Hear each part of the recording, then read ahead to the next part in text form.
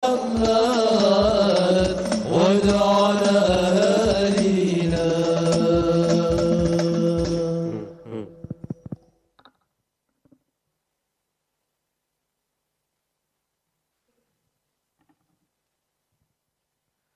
Assalamualaikum warahmatullahi wabarakatuh. Bismillahirrahmanirrahim. Alhamdulillahirabbil alamin. Wa bihi nasta'inu ala umur dunya waddin. Wassalatu wassalamu ala asrofil anbiya'i wal mursalin. Sayyidina wa maulana Muhammadin wa ala alihi wa sahbihi ajma'in, amma ba'du. Yang terhormat Kiai Haji Ahmad Baudin Nur Salim atau yang sering kita sapa dengan sapaan Gus Baha. Yang kami hormati Dewan Komisaris dan Direksi Bank Mandiri. Yang kami hormati Bapak Agus Dwi Handaya, Ketua Bapkis Bank Mandiri.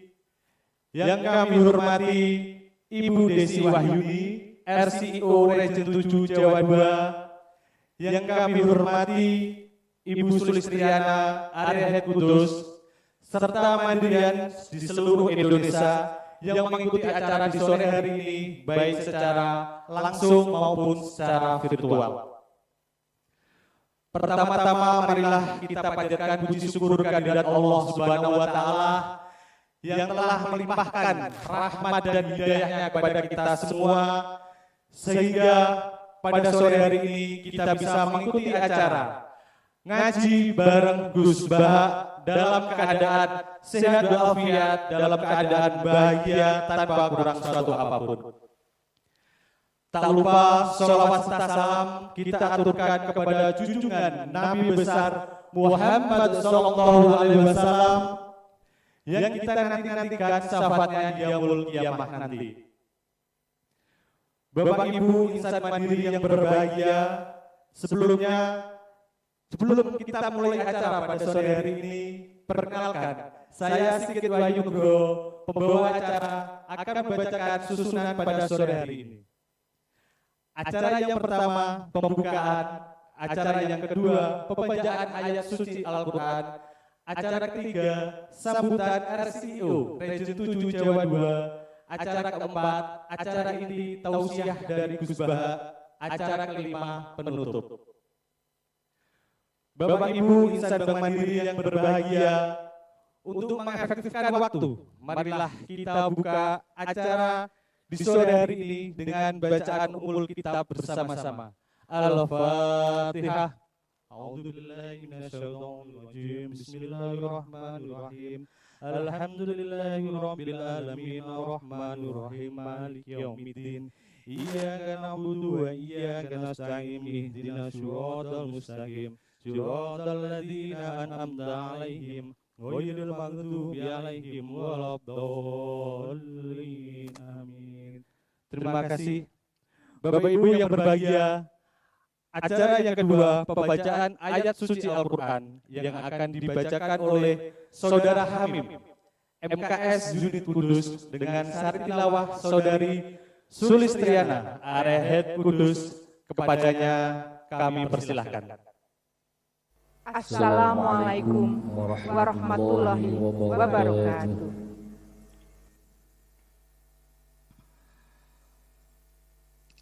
أعوذ بالله من الشيطان الرجيم.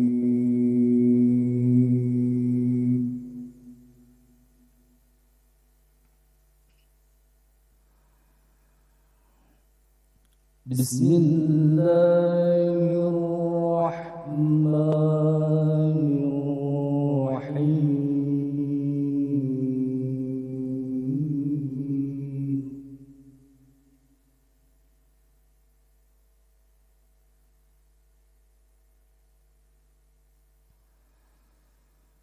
اقرأ باسم ربك الذي خلق.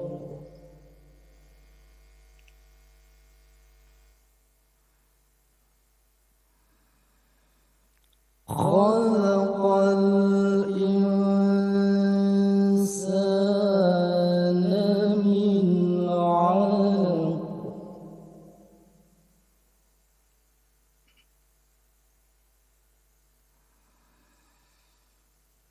اقرأ وربك الأكرم الذي علم بالقلم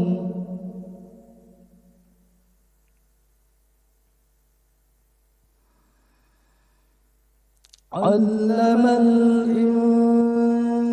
الإنسان ما لم يعلم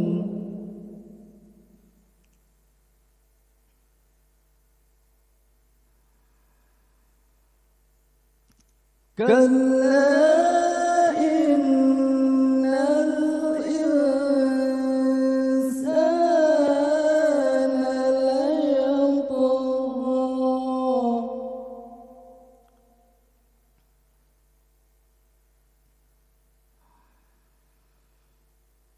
أن رآه استغنى إن إلى ربك الرجعى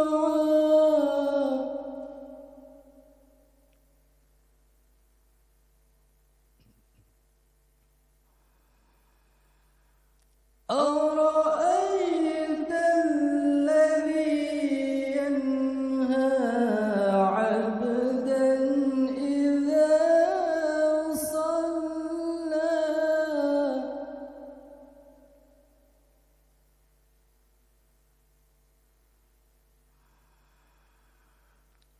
أرأيت إن كان على الهدى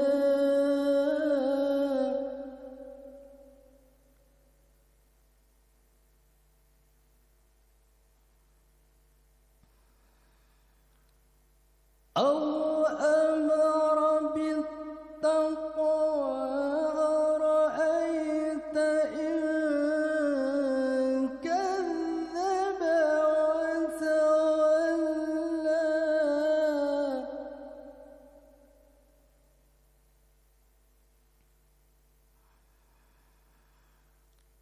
ألم يعلم بأن الله يرى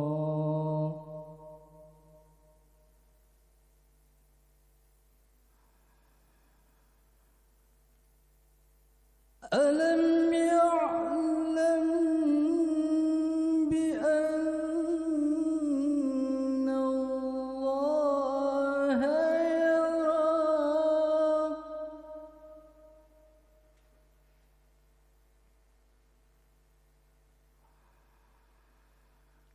كلا لئن لم ينته لنسفعا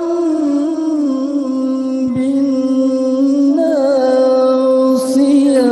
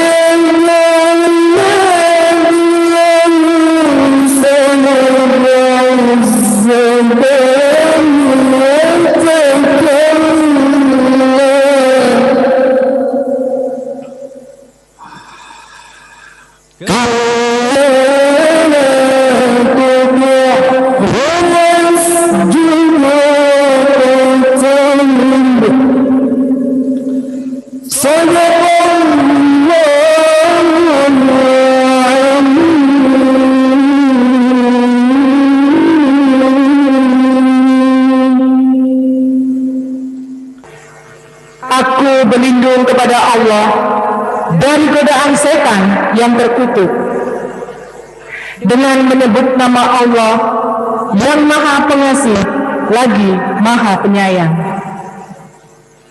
Bacalah dengan menyebut nama Tuhanmu yang menciptakan. Dia telah menciptakan manusia dari segumpal darah. Bacalah, dan Tuhanmu lah yang Maha Mulia, yang mengajar manusia dengan pena. Dia mengajarkan manusia apa yang tidak diketahuinya. Sekali-kali tidak, sungguh manusia itu benar-benar melampaui batas apabila melihat dirinya serba cukup. Sungguh, hanya kepada Tuhanmu lah tempatmu kembali. Bagaimana pendapatmu tentang orang yang melarang?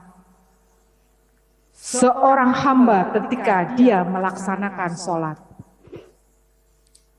Bagaimana pendapatmu jika dia yang dilarang sholat itu berada di atas kebenaran petunjuk? Atau dia menyuruh bertakwa kepada Allah? Bagaimana pendapatmu jika dia yang melarang itu mendustakan dan berpaling? Tidakkah dia mengetahui bahwa sesungguhnya Allah melihat segala perbuatannya?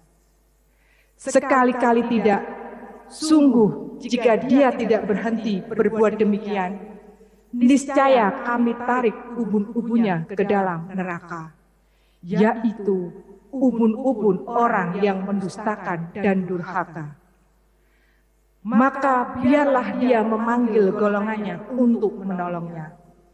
Kelak kami akan memanggil malaikat Zabaniyah penyiksa orang-orang yang berdosa.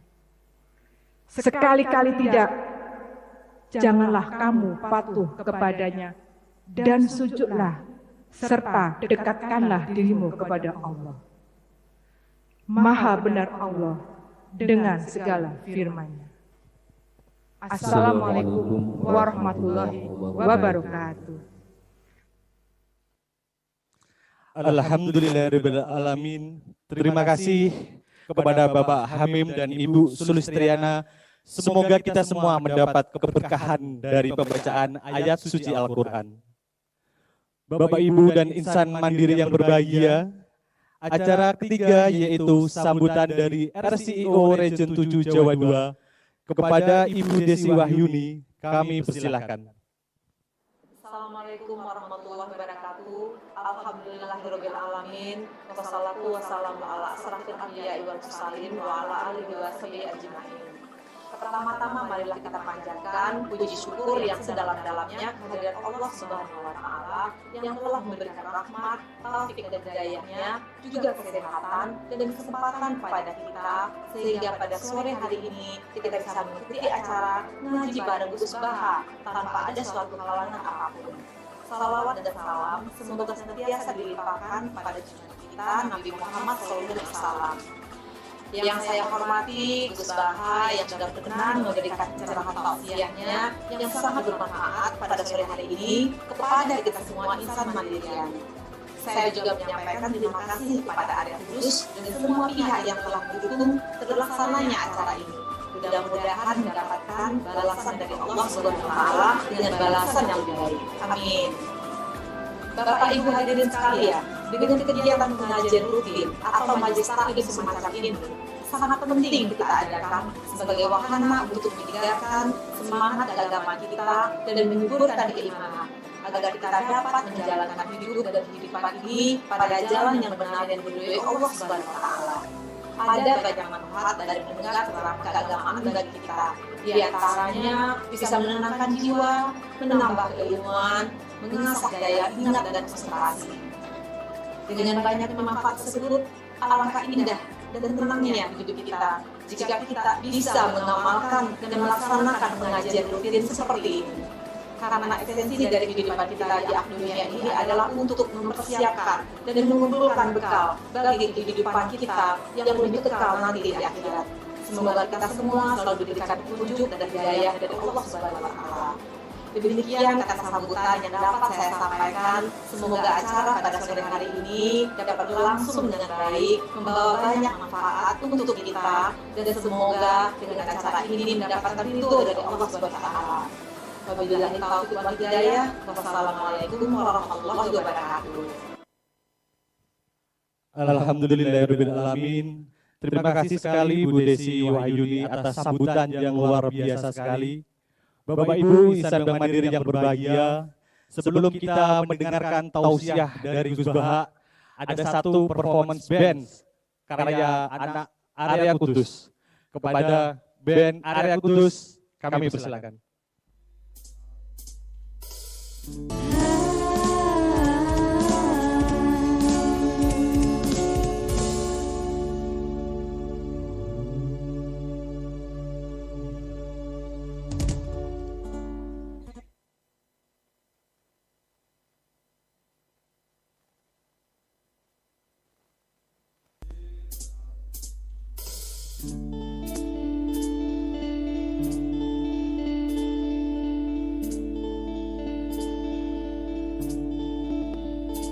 Andai ku tahu kapan tiba ajalku,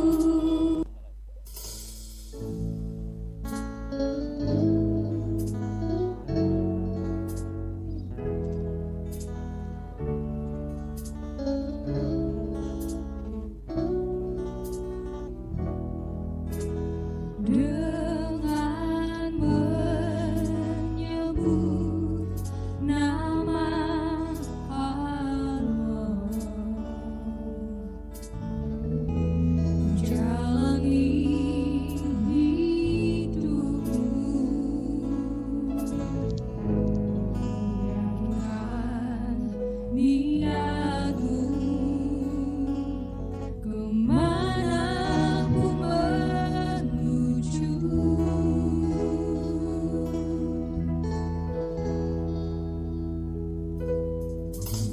Dengan menyebut nama Allah,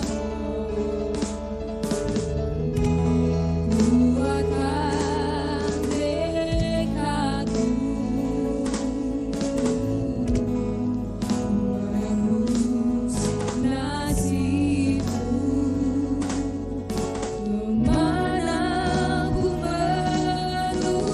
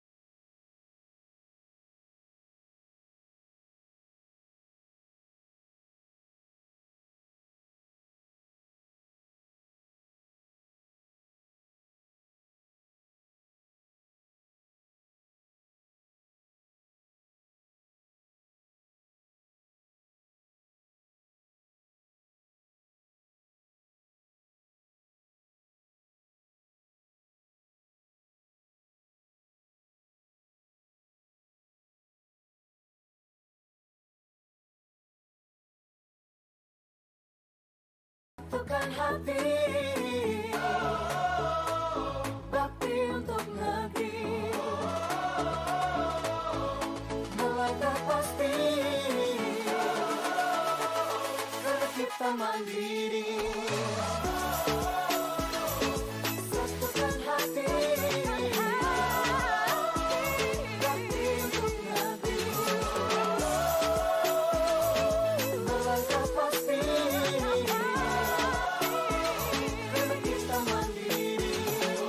Satu hati, ayo kita bangun diri, semangat mandiri, bersama membangun negeri, mandiri tumbuh dan bersatu.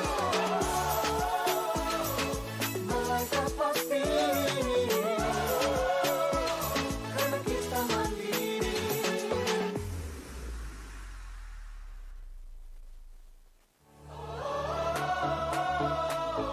Satukan hati, bakti untuk negeri, melangkah pasti, karena kita mandiri. Satukan hati, bakti untuk negeri, melangkah pasti, karena kita mandiri. Satu hati, ayo kita bangun diri, semangat mandiri, bersama membangun negeri, mandiri tumbuh dan bersatu. Melangkah pasti, karena kita mandiri.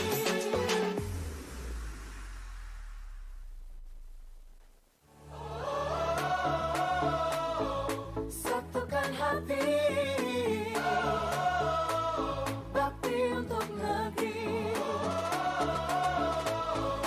melangkah pasti, karena kita mandiri.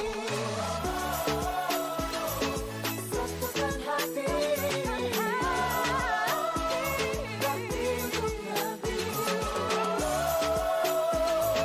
melangkah pasti, karena kita mandiri.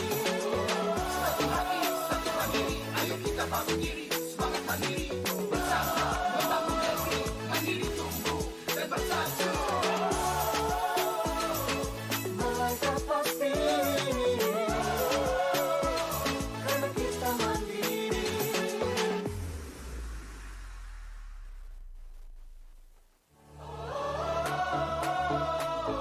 Satukan hati, bakti untuk negeri, melangkah pasti, karena kita mandiri. Satukan hati, bakti untuk negeri, melangkah pasti,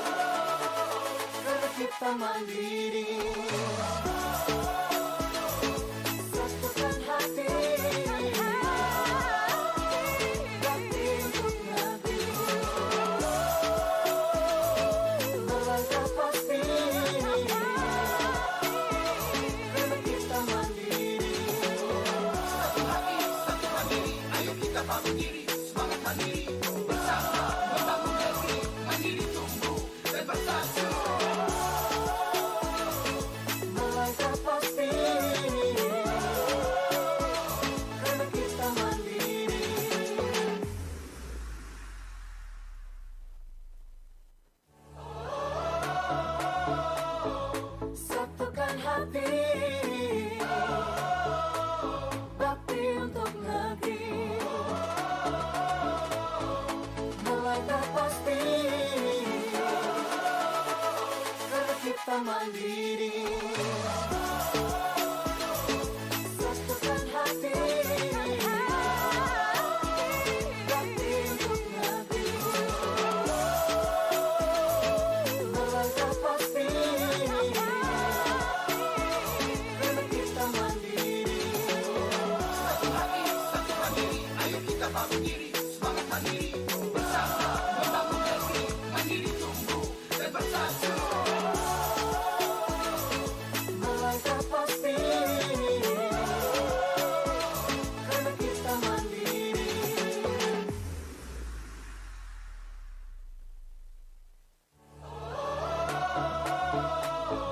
Satukan hati, bakti untuk negeri, mulai tak pasti, karena kita mandiri. Satukan hati,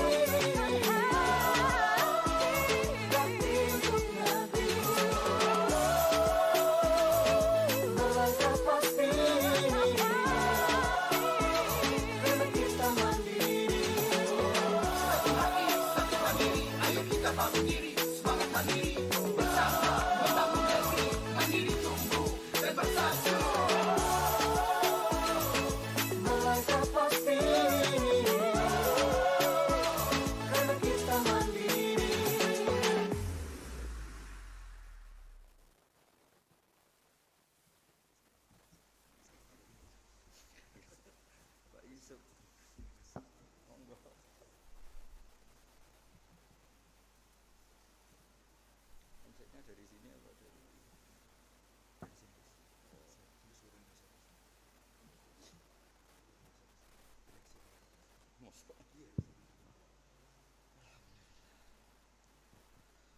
Bapak Ibu Insan Mandiri yang berbahagia, kita sudah sampai pada acara inti, yaitu kita sama-sama mendengarkan tausiah dari Kiai Haji Ahmad Bahauddin Nur Salim atau yang sering kita sapa dengan sapaan Gus Baha. Gus Baha, saya informasikan yang sudah bergabung secara virtual sudah ribuan Gus. Mandirian dari Sabang sampai Merauke sudah bergabung semua, sudah menantikan tausiah dari Gus Baha. Kepada yang terhormat Gus Baha, kami persilakan.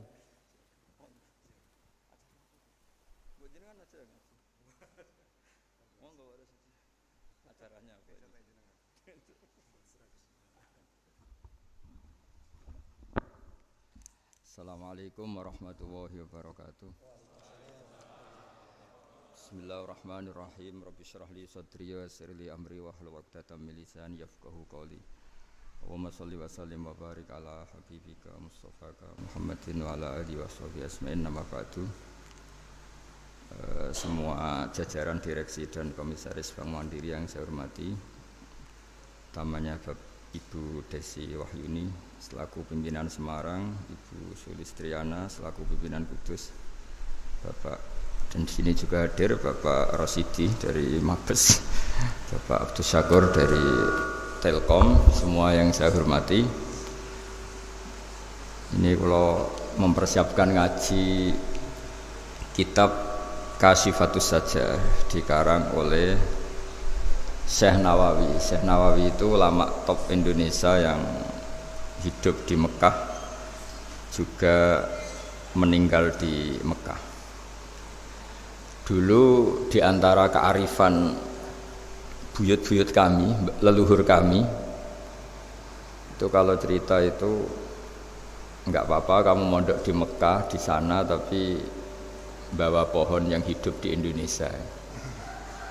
Jadi artinya membawa manhaj, metode dakwah yang bisa hidup di Indonesia. Ini penting kata Mbah Mun, karena wa ma arsalna min rasulin illa bilisani qaumi. Semua rasul diutus itu pasti sesuai kultur kaumnya. Saya punya sedikit cerita tentang kultur. Kultur itu nilai yang disepakati masyarakat, meskipun persepsi itu salah. Saya cerita sedikit tentang keunikan kultur. Nabi Yunus itu nabi. Di mana-mana nabi itu mengajak ke tauhid, ajaran yang benar ini. Dan dulu nabi itu nggak punya polisi, nggak punya densus, jadi tidak bisa nabi nyuruh yang nggak setuju tangkap, itu tidak bisa. Tapi punya Tuhan. Jadi kalau yang tidak percaya dakwahnya itu ancamannya azab. Dulu itu nggak ada polisi, tidak ada pengadilan, sehingga kalau ada kesalahan itu ancamannya itu akan turun apa? Azab, siksa itu. Sekarang kan kalau kita jadi pemimpin kan agak enak itu, punya keamanan, punya macam-macam lah. Singkat cerita, sudah dakwah sekian tahun itu umatnya nggak percaya kalau beliau seorang nabi, bahwa ajaran tauhid itu benar. Akhirnya cerita ini terkenal sekali, mungkin beberapa terputus ya, tapi terputus cerita ini saya ceritakan secara lengkap. Terus beliau cerita, ini waktu sudah lama saya dakwah, sudah lama saya sosialisasi itu tentang kebenaran, Anda tetap nggak iman ini 3 hari lagi pasti ada adab. 3 hari ada adab itu delalah masyarakatnya tuh kepikiran, jangan-jangan iya itu. Nah ketika jangan-jangan iya itu diintip, rumahnya Nabi Yunus itu diintip, ya agak aneh itu. Diintip delalah orangnya nggak ada itu. Kalau Quran bahasakan abaqo itu minggat itu pergi nggak pamit ya. Itu bahasanya abaqo itu minggat, meskipun kita tidak mungkin membahasakan Nabi itu minggat, tapi dibahasakan tindakan kan tidak mungkin karena nggak pamit itu. Jadi harus dibahasakan minggat itu. Quran sendiri bahasakan abaqo. Nah cara berpikir masyarakat gini, kalau kampung ini mau dibalik sama Allah, mau ada adab, logikanya yang tahu akan ada adab itu pasti sudah pergi. Padahal Nabi Yunus pergi ini bukan karena takut adab, mangkel.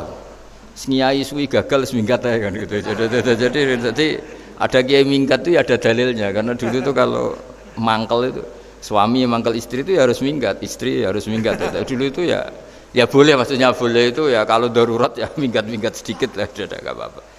Nah Nabi Yunus itu minggat tadi abaqo itu kalau dalam bahasa Arab pergi gak pamit itu. Kalau orang Jawa bilang minggat. Kalau itu sebenarnya saking mangkelnya, saking emosinya, beliau akhirnya meninggalkan kaumnya tanpa pamit. Tapi kaumnya itu menjadi tahu bahwa ini serius Yunus, buktinya dia agak berani di kampung, berarti mau ada adab betul itu.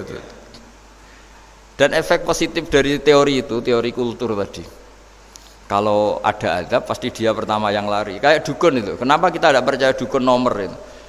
Itu kan paling yang minta nomor dulu ada SDSB itu, forecast itu kan paling salam template-nya kan 100.000, padahal dulu forecast itu berapa kalau menang? Kan miliaran ya, juta. Itu untuk kultur kita agak percaya dukun kan, ngapain ngumpulin uang 100.000, kalau dia tahu nomornya kan mendingan tombok sendiri gitu.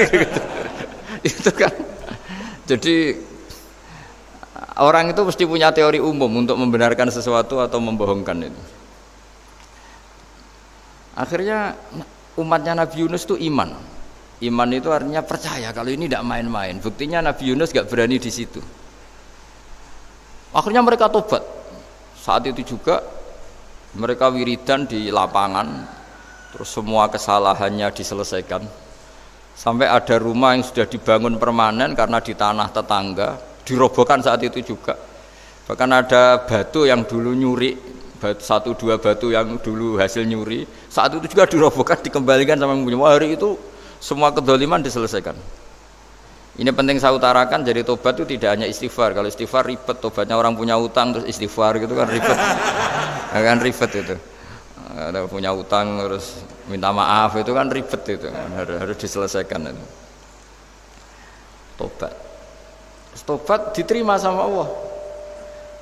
Batas akhir finish dari harusnya ada adab, misalnya Senin, Selasa, Rebu, harusnya Rebu itu sudah kena adab, ternyata Rebu itu tidak kena adab. Nabi Yunus sebetulnya juga penasaran kampungnya itu kena azab enggak. Dilihat dari jauh ternyata enggak. Tambah kecewa dia. Gitu. Wah ini saya kalau pulang pasti dibunuh karena saya dianggap pembohong. Di masyarakat situ ada aturan siapa yang bohong dibunuh. Padahal Nabi Yunus ngumumkan nanti Rebu ada azab. Kira-kira gitu lah.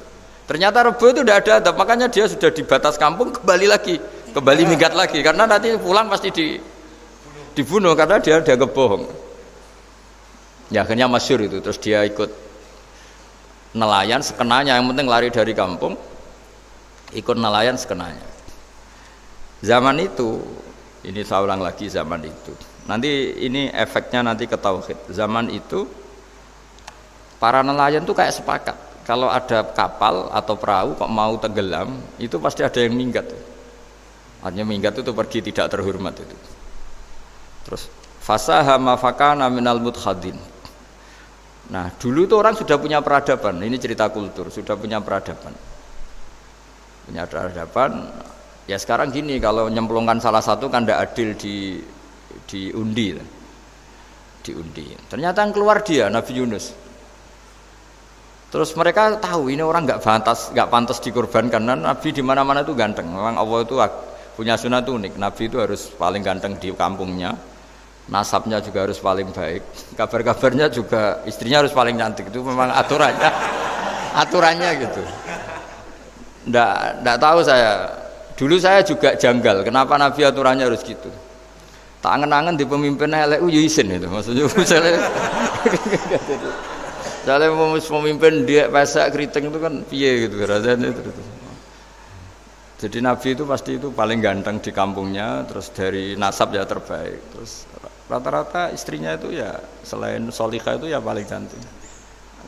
Karena ya dibully kan, sawar tidak jadi Nabi, bojone elek kan ya ribet kalau misalnya ada yang bully gitu kan juga ribet.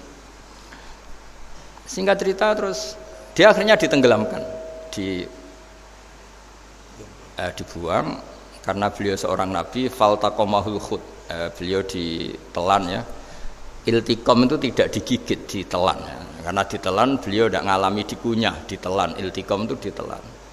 Karena beliau seorang nabi, di dalam batnil khut itu di perut itu dia wiridan, dan barokahnya wiridan itu perut ikan ini menjadi masjid. Dia nyaman di situ, nyaman karena terus ngalami karomah lah. Andekan wali itu ngalamin karomah. Nah, kesimpulan dari cerita ini itu apa? Masyarakat itu akan selalu dengan kulturnya sendiri. Para nabi juga punya kultur sendiri. Dan Allah yang ngelola itu semua. Saya ulang lagi, Allah yang ngelola itu semua. Makanya terus dua kultur ini kalau Allah menghendaki itu gampang sekali. Akhirnya yang terjadi apa? Nabi Yunus ya dikasih sanksi Allah karena pergi tidak pamit. Masyarakatnya justru enggak karena tobat. Dan tobatnya masyarakatnya ini karena kekeliruan Nabi Yunus. Keliru dengan makna bukan dosa. Andaikan Nabi Yunus saat itu kok di rumah ingin menyaksikan azab, itu masyarakat mesti gak percaya kan ada azab. Mau ada azab kok dia di rumah gitu. Jadi unik, Allah cara ngelola masyarakat itu unik. Nah, dari keunikan cara Allah ini kemudian lahirlah ilmu yang bernama ilmu tauhid, ilmu tawakal, ilmu pasrah nang pangeran itu. Karena kemarin pas Pak Yusuf sama Bu Sulis sowan saya itu tak beri cerita, agama itu milik Allah. Sehingga teori yang dikatakan manusia itu ya teori saja, tetap semua itu di tangan Allah.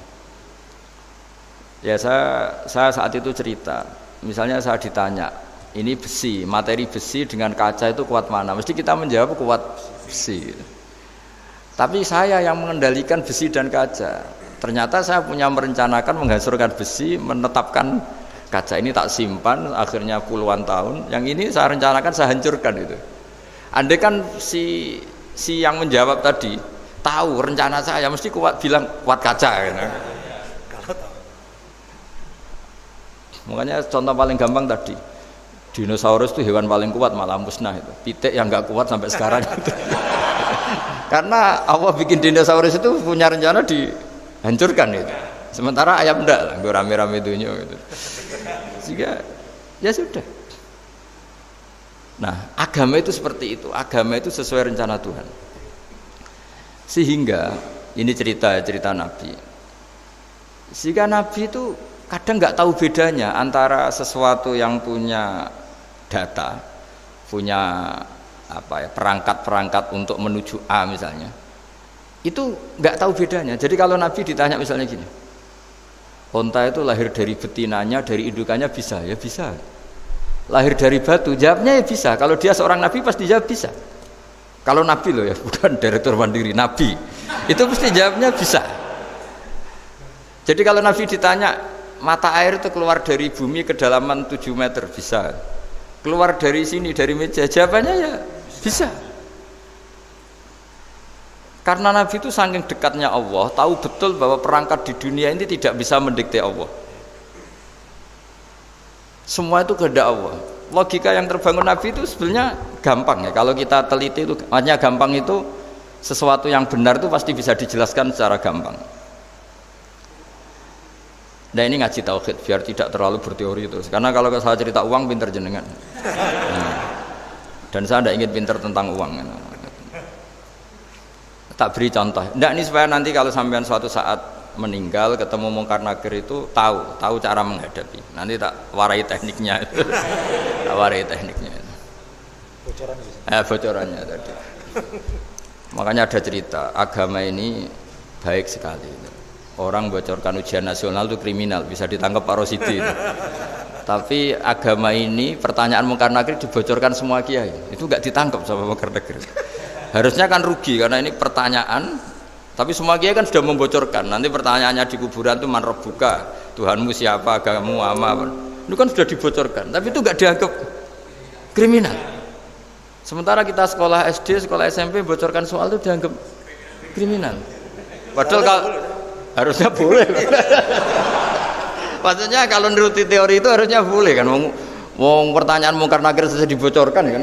Ada dasarnya kan? Ya tapi kan tidak ada itu. Harusnya boleh. Tapi kan terus jadi nggak ujian kalau dibocorkan itu. Tidak ada itu. Harusnya boleh. Tapi kan terus jadi nggak ujian kalau dibocorkan. Jadi dibocorkan. Kurang apanya baiknya agama ini? Pertanyaan sepenting itu dibocorkan dan kiai-kiai nggak ditangkap sama mungkar nakir ya ada itu. Saya ulang lagi ya supaya kita ingat fitrah salimah.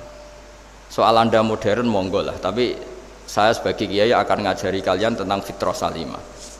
Jadi kalau kamu itu benar-benar beragama, ini misalnya kertas, ini lempengan baja. Kalau kamu beragama, ya terserah jenengan. Karena bisa saja, ya terserah jenengan. Karena bisa saja kertas ini arsip nasional. Baja ini tak niatkan, tak luluhkan, tak hancurkan. Sehingga kalau kita ngomong ya secara materi harus ditambahi, secara materi kuat baja ya Allah. Tapi secara substansi jenengan ya terserah jenengan monggo. Nah, di sini yang mulai orang lupa itu karena selalu menjawab pasti kuat baja. Kata pasti ini yang akhirnya orang menghilangkan teori beragama.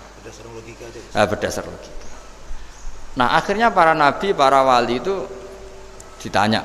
Saya punya kitab karangannya Abdul Hamid, orang alim. Kitab itu dulu saya ngaji lama sekali, sampai sekarang saya pelajarin. Manusia itu dijebak hukum adat, padahal adat itu ya tidak terlibat. Misalnya kalau ada telur jadi ayam normal gitu. Ya tadi indukan onta melahirkan onta normal itu, indukan sapi melahirkan sapi normal. Tapi kalau para nabi itu bilang ya nggak normal, nggak normal artinya tetap ada kekuatan Tuhan. Indukan onta tahu apa tentang onta? Dia punya kekuatan apa? Bisa melahirkan onta, bisa menciptakan onta di perutnya, bisa ada jantungnya, ada paru-parunya, ada ususnya. Dia bisa apa? Di situ ada tangan Tuhan itu. Karena para nabi cara berpikir gitu, melihat tembok ya sama. Tembok sama indukan onta itu sama-sama mungkin mengeluarkan onta. Sehingga ketika Nabi Soleh ditanya, bukti apa kekuasaan Tuhanmu? Apa bisa mengeluarkan onta dari batu besar ini? Jawabannya Nabi Soleh ya bisa, langsung saja bisa. Dan mukjizatnya Nabi Soleh masyhur itu keluarlah unta dari batu. Karena secara teori ya tadi, coba unta indukan itu apa seorang profesor, apa seorang ilmuwan sehingga bisa menciptakan anaknya itu. Apa dia terlibat dalam menciptakan jantungnya, paru-parunya, ususnya? Kan enggak juga. Telur bisa apa coba? Gobloknya bukan main telur itu kan.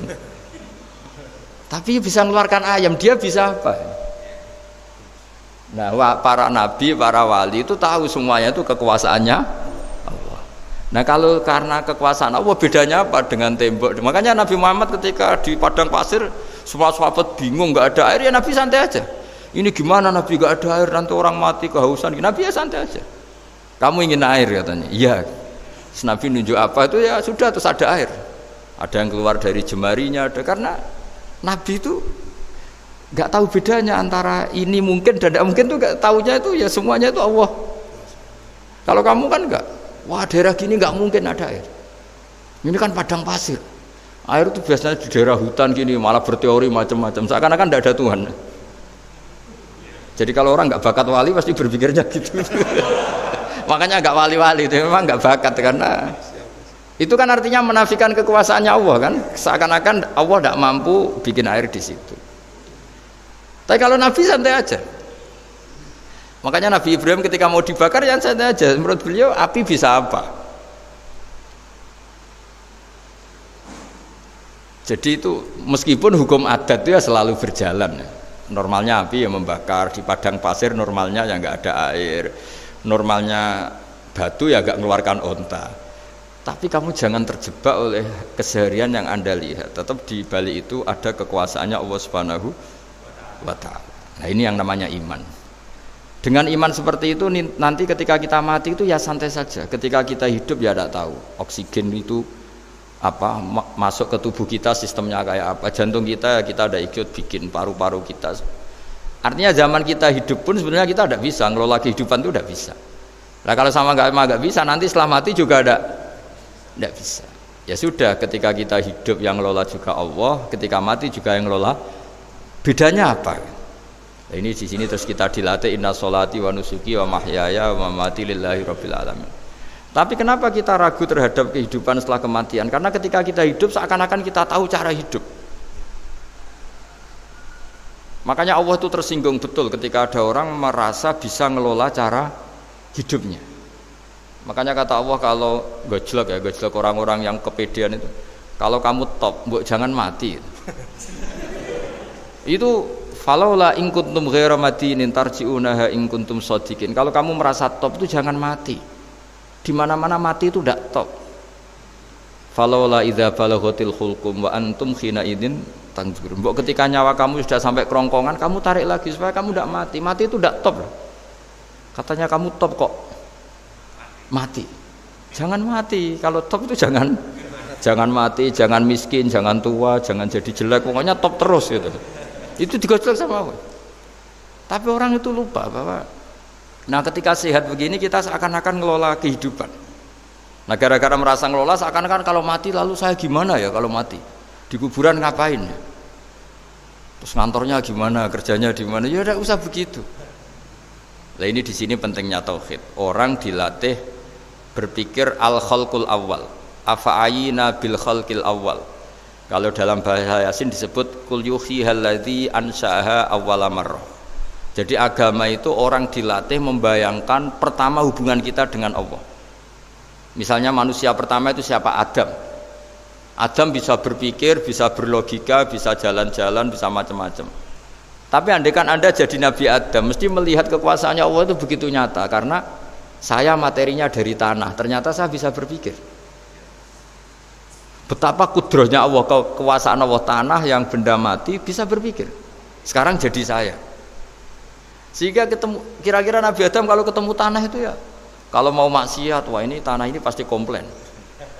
Nah di sini pentingnya beragama. Sehingga ketika Rasulullah ngendikan, jika kamu memperbanyak sholat, maka tanah-tanah ini bersaksi terhadap sholat kamu. Jika kamu maksiat, juga tanah-tanah ini menjadi saksi pemberat.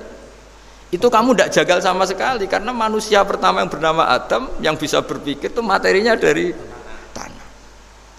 Jika kita tidak janggal ketika tanah disetatuskan bisa bersaksi. Tapi setelah kamu berpikir tanah itu bisa dicangkul, bisa dijadikan berhala, dijadikan kendi, dijadikan macam, seakan-akan tanah itu ya benda yang tidak penting. Tapi Nabi itu beda dengan kalian. Nabi tahu betul tanah ini makhluk Allah yang bisa berpikir. Sehingga Nabi yang ngendikan kalau kamu sholat sunat atau beribadah sebaiknya jangan di tempat yang sama, biar yang menyaksikan kamu sholat itu banyak. Kita mungkin kan masa bumi bisa bersaksi, tapi andaikan Anda Nabi Adam itu tidak akan janggal seperti itu, karena dia tahu materinya dari tanah dan ternyata jadi mata yang bisa melihat, jadi telinga yang bisa mendengar. Makanya Allah selalu mengingatkan, ingatlah al-khalqil awal, afai nabil khalqil awal. Karena khalqil awal ini yang menjadikan fitrah beragama yang baik. Sehingga ketika orang Yahudi bilang nggak mungkin Nabi Isa itu nggak anak zina, wong ibu kok tanpa bapak, anak kok hanya ada ibu tanpa bapak. Allah cara menjawab, inna masalah Isa intawoy kamasali Adam. Jika kamu protes ada Isa karena tanpa bapak, ya protes dengan Nabi Adam, tanpa ibu tanpa bapak. Nah, ini diingatkan al-khalqil awal. Makanya Yasin bilang, kul yuhyihalladzi ansa'aha awwalamar. Awal marah itu kamu harus berpikir ketika hubungan kamu sendiri dengan Allah zaman sebelum ada semua. Jadi misalnya alam raya ini, bumi sebesar ini, masa suatu saat terus hilang, hancur, nggak berbekas. Ingat saja, bumi ini mulai dulu ya nggak ada. Diadakan oleh kekuatan besar yang super ada, yaitu Allah Subhanahu wa Ta'ala. Nah di sini kenapa faham-faham ateis itu hilang di dunia. Meskipun ada itu karena saking mungkin kurang peradaban. Makanya guru-guru kita mulai zaman Nabi Adam sampai sekarang itu cara berpikir sederhana. Bumi ini kadung ada. Di mana-mana sesuatu yang ada pasti disebabkan yang lebih ada. Kan nggak mungkin bumi yang ada kemudian penciptanya itu udah ada. Itu kan ngajak goblok bareng gitu kira-kira gitu. Sesuatu yang ada disebabkan oleh sesuatu yang tiada. Maka guru-guru kita ngajari, pertama sifat Allah itu wujud. Karena ini wujud super atau kausa prima, terus kiai bilang wajibil wujud. Wajibil wujud terjemahan bebasnya ya wujud super. Karena wujudnya Allah itu yang mempengaruhi ya semua alam raya ini, dia harus di depan. Masa yang menciptakan di belakang. Makanya terus disifati qadim. Qadim itu harus lebih dulu atau awal. Makanya ketika Fir'aun ngaku Tuhan itu cara membatalkan Nabi Musa itu sederhana. Kalau kamu Tuhan berarti baba kamu nggak ada Tuhan karena Tuhannya terlambat datang. Nah, itu langsung. Oh iya ya kalau ya kan berarti babanya dia tanpa Tuhan, kan Tuhannya baru kemarin. Aktenya baru diurus, itu aktenya baru diurus itu Tuhannya. Makanya Fir'aun itu akhirnya Nabi Musa punya pengaruh besar di kalangan punggawa Fir'aun. Karena ketika debat terbuka itu punggawanya dengar. Akhirnya mereka iman sama Nabi Musa. Ini disebut wa qala rajulun mu'minun min ali fir'auna yaktumu imana. Banyak yang diam-diam ini iman karena logika Fir'aun jadi Tuhan itu enggak masuk akal. Yang benar adalah Tuhannya Nabi Musa. Nah orang-orang ini itu ya dibilang enggak loyal ya pokoknya dia iman. Dan dia juga yang ikut rapat. Besok Musa tangkap. Karena mereka sudah iman sama Musa terus sebelum eksekusi itu datang, ini datang ke Musa. Tadi malam saya ikut rapat, keputusannya Anda ditangkap mau dibunuh, jangan lari saja dulu kan. Jadi kan nggak bisa disebut pengkhianatan, kan ini orang baik. Jadi malamnya ikut rapat, besok Musa tangkap bunuh. Iya Nabi Musa paginya sebelum di itu, Musa saya tadi malam ikut rapat dan keputusannya Anda ditangkap dibunuh, kamu lari saja sekarang. Nah, kenapa iman? Karena logika yang dibangun Nabi Musa. Makanya ciri utama kebenaran itu bal naqdhifu bil haqqi 'alal batil fayadmaghuhu fa idza huwa zahid. Kebenaran sejati itu boleh diuji di mana saja. Dan Anda tidak usah khawatir kebenaran sejati itu kalah. Pasti menang. Kalau kebenaran itu kebenaran sejati pasti menang. Ya, di sini terus ada ulama-ulama kayak banyak lah termasuk di Indonesia kayak Pak Quraisy Shihab kayak yang nyaman saja anak-anaknya di luar negeri karena merasa kebenaran sejati itu tidak akan kalah. Sehingga ketika ada negara yang begitu maju, saya pernah ditanya sama orang yang kuliah di Inggris, di Swiss, Gus, saya ini kan orang Indonesia tapi pengagum negara Swiss, Swedia, negara di sana itu makmur, terus tertib. Bagaimana saya tetap mencintai Islam yang secara lahir itu kadang-kadang beberapa negara Islam itu kacau. Ada seorang mahasiswa tanya gitu. Dia tanya cara ingat Allah Ya membela Islam kira-kira gitu. Terus tak kasih tahu dia.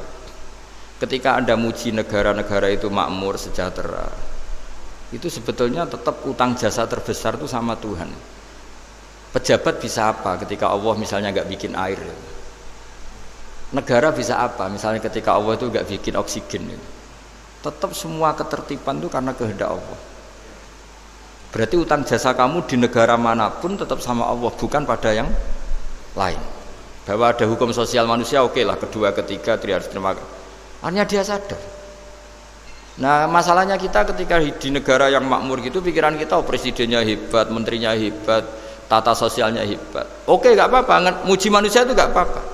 Tapi tetap itu semua di bawah muji Allah Subhanahu wa Ta'ala. Ada air begini ciptaan Allah, ada oksigen sehat ciptaannya Allah. Sehingga muji pertama itu kepada apa artinya kehebatan manusia ketika ada gempa besar, ada likuifaksi, ada macam-macam.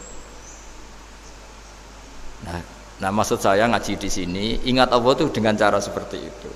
Sehingga ketika kita hidup di negara manapun, ya utang jasa pertama pikiran kita sama Allah Subhanahu wa Ta'ala. Tapi kalau enggak, kamu terjebak hukum adat tadi. Di mana-mana ayam itu yang mengeluarkan telur, telur mengeluarkan ayam, nggak bisa batu ini mengeluarkan ayam. Keliru kamu.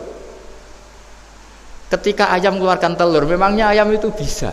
Apa dia berpikir sekolah dulu gimana ya cara punya telur? Kan tidak juga.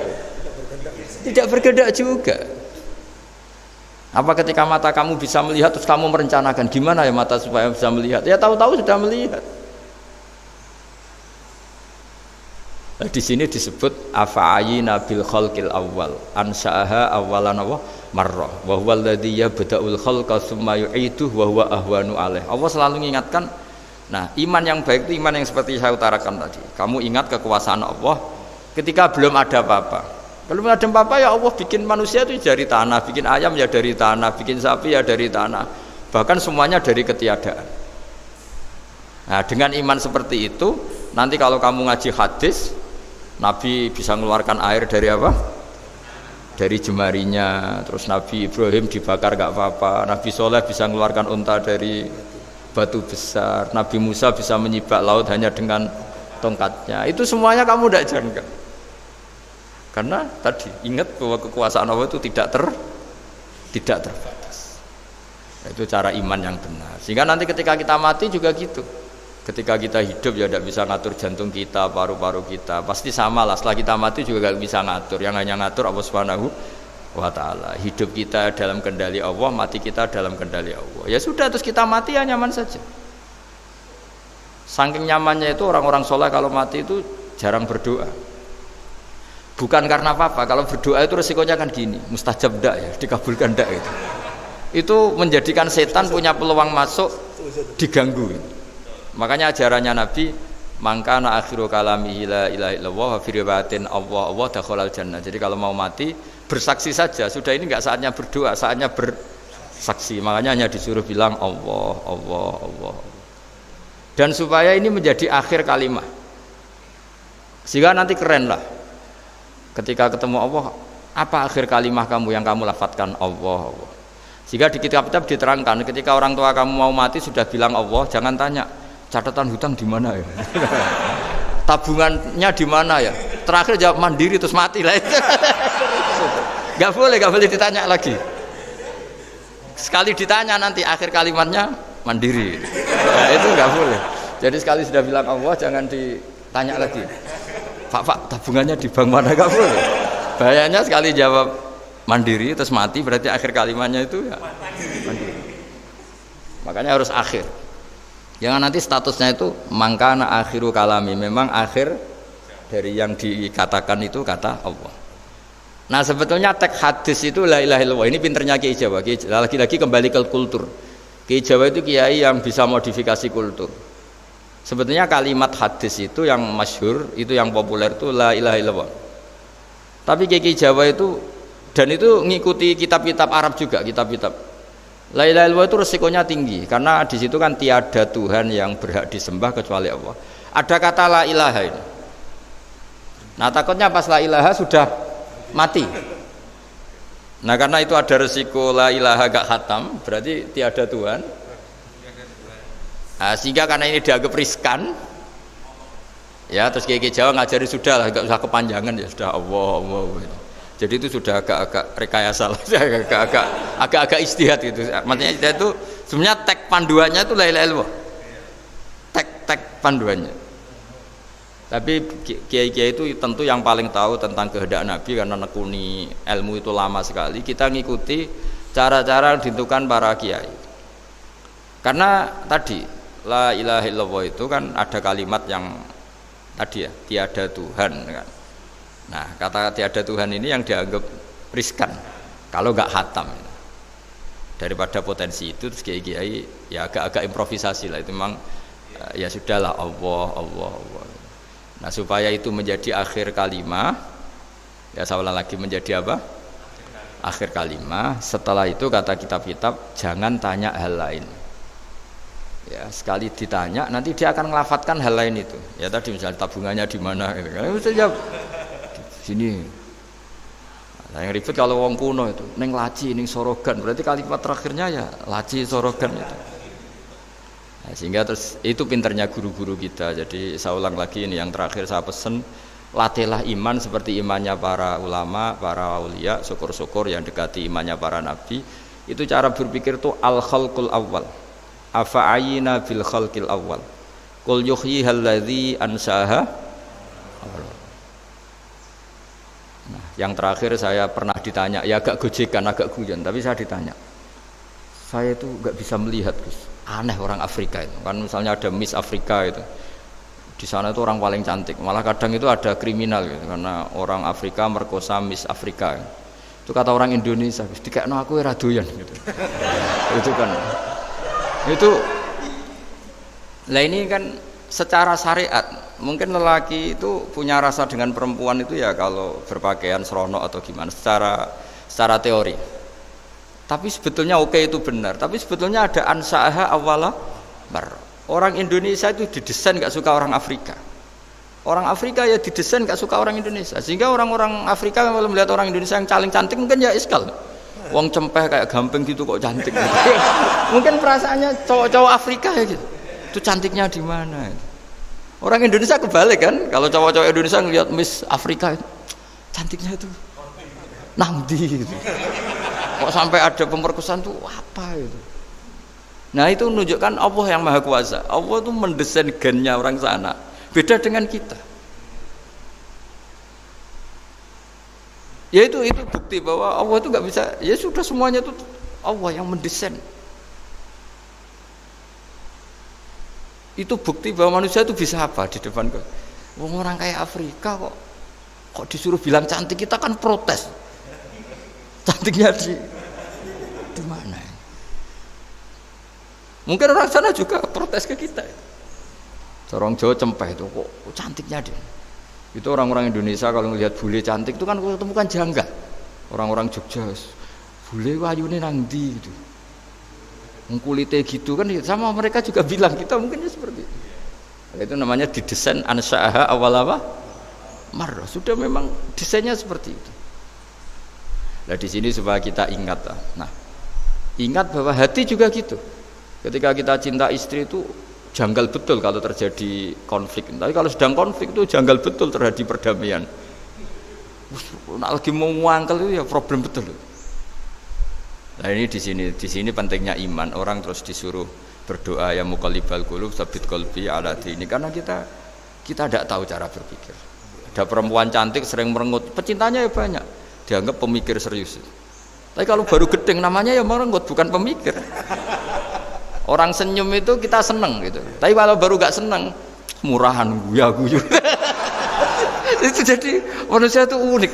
Hanya sama, tapi cara nganalisis beda. Tinggal sedang seneng apa enggak. Lucu kan? Ada orang anteng di rumah, itu kalau lagi seneng ya, oh itu anteng gak banyak ngeluyur. Tapi baru gak seneng, seneng ngomah ya nganggur. Nah, itu kita tidak pernah tahu. Kita simpulkan apa itu tidak pernah tahu. Makanya wisata, pernah ada orang wisata datang ke sini tak nasihatin.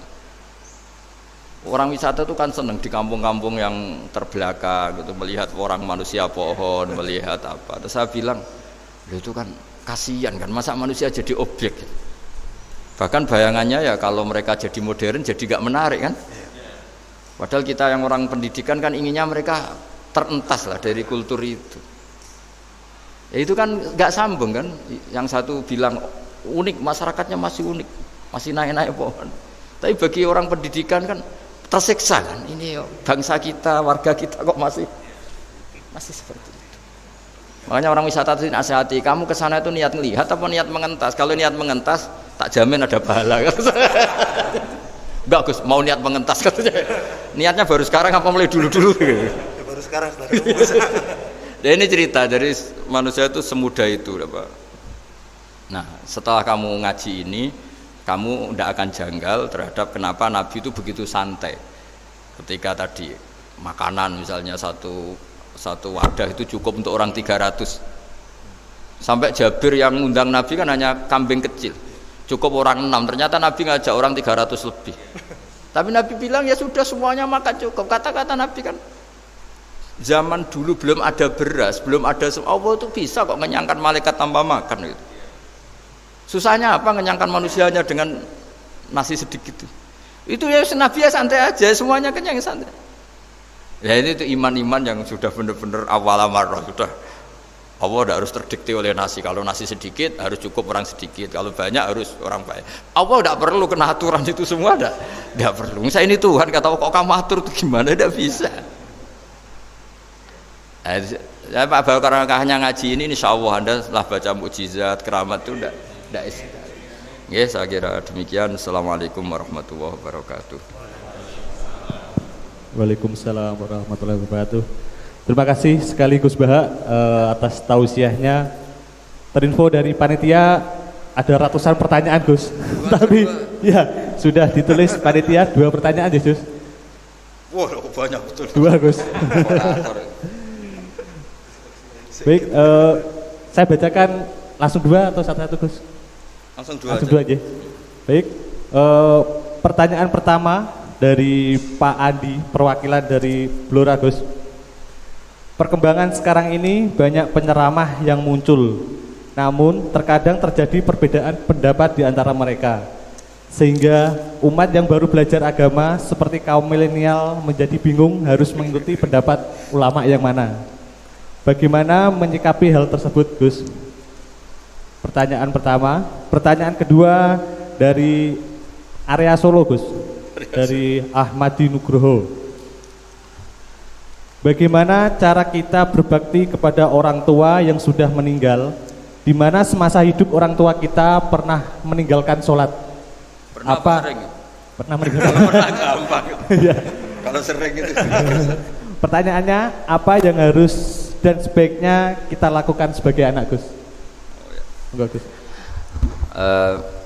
Yang ngaji di sini itu banyak ya, mulai yang nekuni bisnis apa saja lah, termasuk yang di Grab ya, termasuk Pak Polisi kadang yang ngaji terus ya nggak apa-apa. Dan semua saya itu termasuk kiai yang nggak pati suka ada pertanyaan, bukan karena apa-apa ya, makanya tak batasi 2. Karena pertanyaan itu biasanya itu dipikir dari rumah, terus tema yang pokok itu gak pati dirungokno, sementing kok iso takok. Sehingga itu ya. Ini lama-lama yang janda tanya, caranya dapat jodoh kan ribet nanti itu. Makanya ya, tapi ya senang saya ada pertanyaan ya senang. Cuma kenapa saya tidak membuka terbuka karena tema kita kan kiai ya, kiai itu kayak dokter, tahu misalnya saya tadi tema itu supaya orang itu tauhidnya kokoh karena zaman akhir itu yang paling mengkhawatirkan itu apa? Tauhid gitu. Tapi kalau tanya ini diberi hak, itu orang kan sudah punya pikiran sendiri mau ditanyakan, padahal itu subjektivitas dia. Sehingga tanya ya sudah sekadar, tapi ya nggak apa-apa, tetap saya senang, cuma nggak boleh banyak-banyak. 2 itu sudah kebanyakan. Yang kedua tak jawab serius. Ketika kita punya orang tua yang punya hutang, itu yang dibahas Nabi itu hutang dulu. Itu karena hak adami. Hak adami itu tuntutan. Jadi kalau dalam kitab fikih itu ada istilah haqqullah mabniun alal musamahah wa haqqul adami mabniun alal musyahah. Jadi kalau hak Allah itu Allah lebih rileks. Karena Allah itu tidak butuh disembah, tidak butuh dipuja-puja, Allah sudah terlalu besar. Al-Qayyum sudah besar sendiri, sehingga Allah itu mudah, ngabaikan haknya itu mudah. Tapi kalau hak adami, bawaan manusia itu kalau hartanya dibawa orang itu ingat terus, sehingga harus selesaikan. Maka Nabi kalau mau mensolatkan jenazah tanya punya utang enggak. Tapi kalau orang itu misalnya apa ya, enggak sholat atau apa itu Nabi masih ringan. Yang ditanyakan imannya. Bukan berarti kita nyepelekan sholat enggak, tapi memang agama ini yang diprioritaskan itu hak adami. Sholat itu super penting, bukan penting lagi super penting. Makanya pertanyaan tadi tak teruskan dulu. Anak cucunya itu prioritas itu mikir utang dulu. Karena ini yang hak adami gitu. Ya. Nah, setelah utang itu selesai, baru dipikirkan menurut sebagian ulama, anak ini boleh mengqodoi sholat yang ditinggalkan orang tuanya. Atau dikafaroi, misalnya per sholat nilainya sekian terus dibayarkan ke fakir miskin. Nah, tapi pertanyaan seperti ini sepertinya mengganggu. Mengganggu itu begini, takutnya jadi masif. Jadi masif itu gini, berhubung ada solusinya. Ini yang tanya orang mana tadi itu? Solo, ini orang Solo ini harus dikasih tahu ini. Berhubung ada solusinya, jangan-jangan kita yang kaya. Misalnya Pak Yusuf atau Bu Sulis kaya, nak punya tabungan, nak saya tidak usah sholat ya, nanti gampang. Karena per sholat kan nilainya hanya sekian gitu. Umur saya kan paling tinggal berapa, itu cukup lah apa? Iya cukup untuk mengganti, itu kan ribet. Makanya solusi itu ya kadang tidak baik. Karena nanti dipakai saya naik dewi. Makanya dulu itu terkenal ada guyonan, seorang kiai ditanya, ini guyonan nyata. Pak Kiai, katanya Kiai itu orang suci, tapi kadang-kadang kok maksiat juga. Si Kiai ini jawabnya ngawur sekali. Justru yang boleh maksiat tuh Kiai, kamu nggak boleh. Terus kenapa Pak Kiai? Dia tahu caranya tobat, kamu nggak tahu. Kacau kan? Jadi yang melanggar hukum itu kan yang pakar hukum, tahu itu, tahu ilmunya, cara melanggar tapi nggak bisa dipidanakan itu. Punya penghapusnya Gus ya? Ya punya penghapusnya, itu kan ribet. Artinya gini ya, yang orang Solo tadi, kalau kadung terjadi orang tua kita tidak sholat, saya ulang, kalau kadung terjadi orang tua kita tidak sholat atau pernah meninggalkan sholat, kita sebagai kiai itu punya cara supaya yang untung tuh fakir miskin. Misalnya kita fatwa dikasih fidyah atau fida atau apa. Tapi ini bukan cara yang jadi solusi, karena takutnya nanti jadi gerakan masif tadi. Gerakan tidak usah sholat diganti, ya itu kan ceribet jadi. Tapi kalau sampai ingin berbuat baik sama orang tua yang nggak pernah sholat, saran saya satu, hak adaminya selesaikan dulu. Karena memang dalam syariat Islam nomor satu itu hak. Masyhur itu kan ketika ada jenazah Nabi itu gak tanya orang itu sholat gak, dan tanya kan punya utang gak gitu. Sehingga kalau di kampung-kampung di mana-mana kalau ngelepas jenazah kan, kalau ada hak adami diambil alih keluarga supaya mayit ini ketemu Allah tanpa ada hak adami kan gitu. Semuanya kan ya kan yang diselesaikan kan adami dulu, utang piutang itu tadi. Ya gitu ya, jadi tidak semua solusi itu baik karena takutnya tadi loh apa? Jadi gerakan tadi. Makanya kita jadi kiai sering bingung gitu karena mau gak fatwa itu ada yang tanya, mau fatwa takutnya tadi. Misalnya kita kan paling umurnya tinggal berapa, dihitung saja per sholat, terus bilang ke anaknya, nak saya tidak usah sholat, nanti ini aja bayarkan, kan jadi ribet. Nah, yang pertanyaan pertama tadi tentang apa? Tentang banyaknya ini Gus, penceramah-penceramah. Menceramah. Itu agak provokatif. Beda itu ada dua, beda karena bodoh, nah, itu memang harus kita tinggalkan. Yang beda karena bodoh, ada beda karena rumus ilmu, itu harus kita hormati. Saya punya sekian bukti beda ya kalau karena bodoh tentu kita tinggalkan.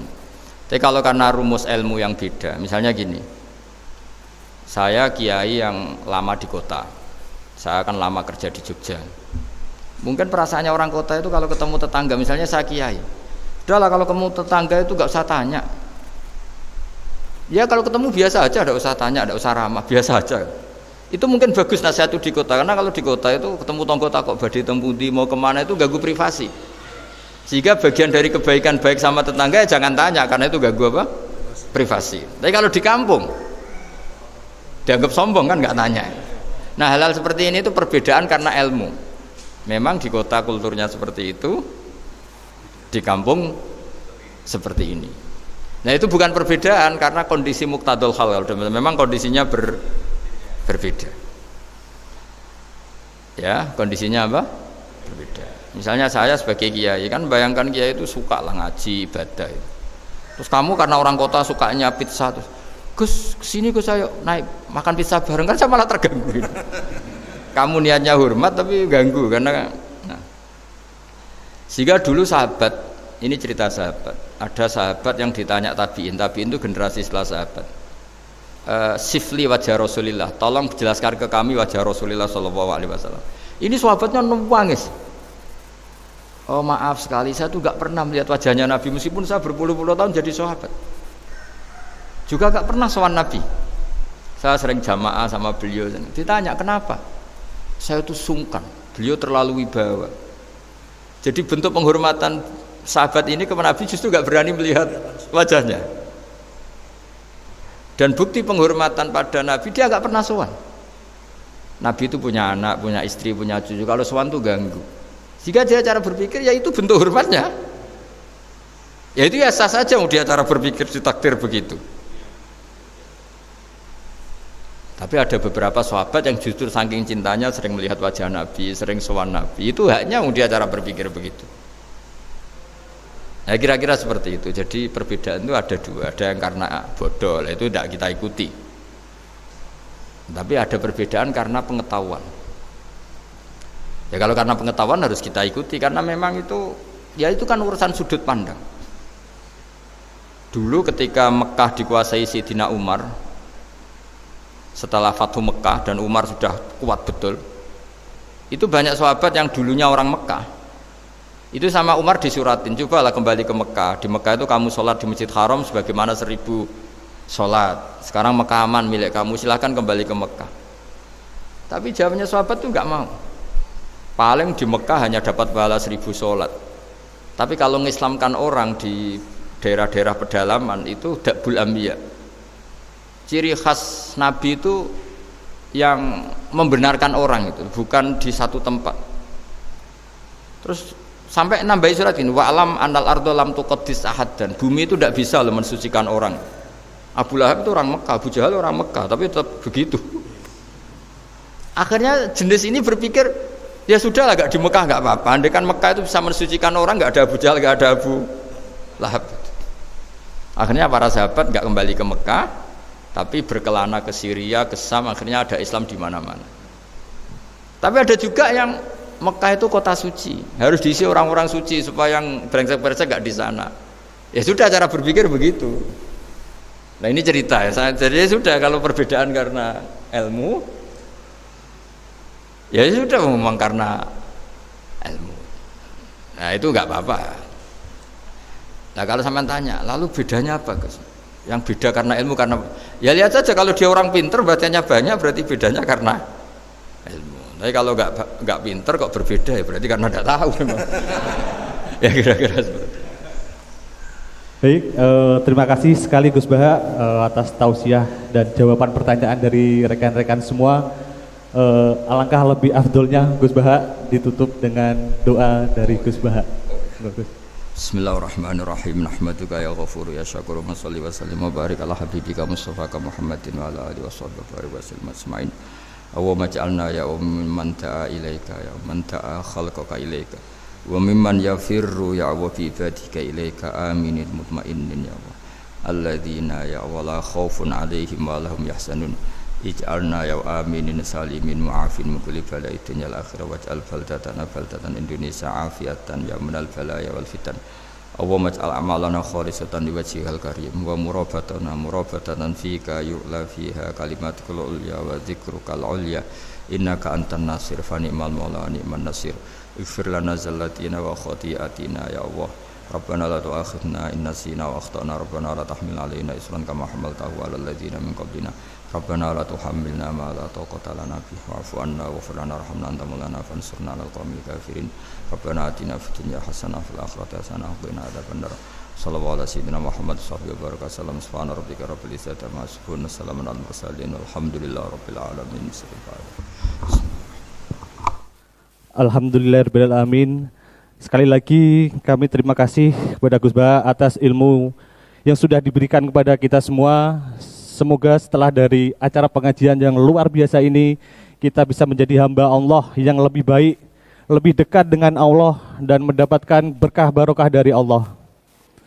Bapak Ibu dan hadirin yang berbahagia, kita sudah sampai di penghujung acara. Sebelum saya tutup acara pada sore hari ini, kami sampaikan pengajian rutin Bapekis Region 7 Jawa 2 selanjutnya dari area Semarang Pahlawan. Baik Bapak Ibu yang berbahagia, saya selaku pembawa acara mohon maaf yang sebesar-besarnya apabila ada salah kata baik yang disengaja maupun tidak disengaja. Akhir kata, wabillahi taufik walidayah. Wassalamualaikum warahmatullahi wabarakatuh. Waalaikumsalam.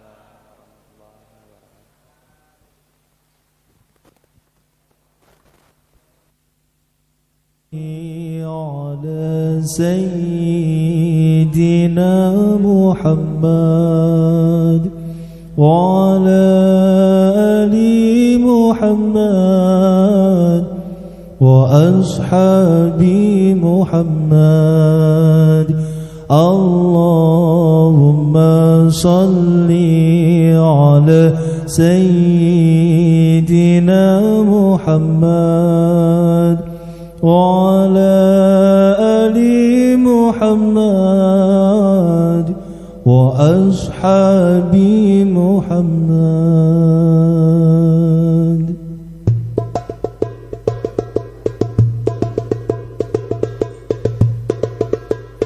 جينا وجينا وجينا زرنا الرسول وجينا كرما لك يا محمد وادعنا أمانينا. جينا وجينا وجينا زرنا الرسول وجينا كرما لك يا